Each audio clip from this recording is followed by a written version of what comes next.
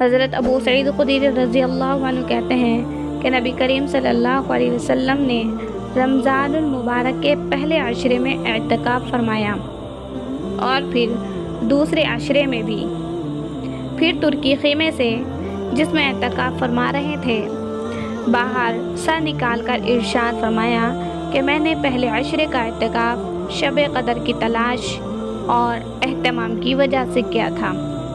پھر اسی وجہ سے دوسرے عشرے میں کیا۔ پھر مجھے کسی بتلانے والے یعنی فرشتے نے بتلایا کہ وہ رات آخر عشرے میں ہے، لہٰذا جو لوگ میرے ساتھ اعتکاف کر رہے ہیں وہ آخر عشرے کا بھی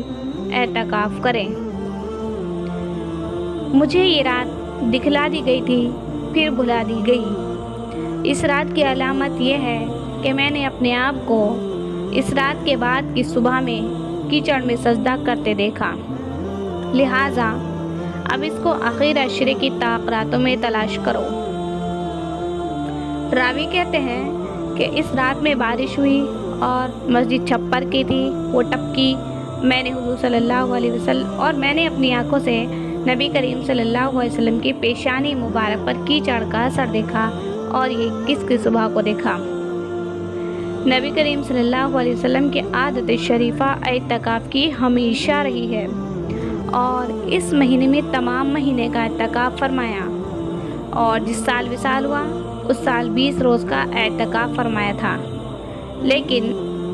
اکثر عادت شریفہ چونکہ آخر عشرے ہی کے اعتکاف کی رہی ہے، اس لیے علماء کے نزدیک سنت مؤکدہ وہی ہے۔ حدیث بالا سے بھی یہی معلوم ہو گیا کہ اس اعتکاف کی بڑی غرض شب قدر کی تلاش ہے، اور حقیقت میں اعتکاف اس کے لیے بہت ہی مناسب ہے کہ اس اعتکاف کی حالت میں اگر آدمی سوتا ہوا بھی ہو تب بھی عبادت میں شمار ہوتا ہے۔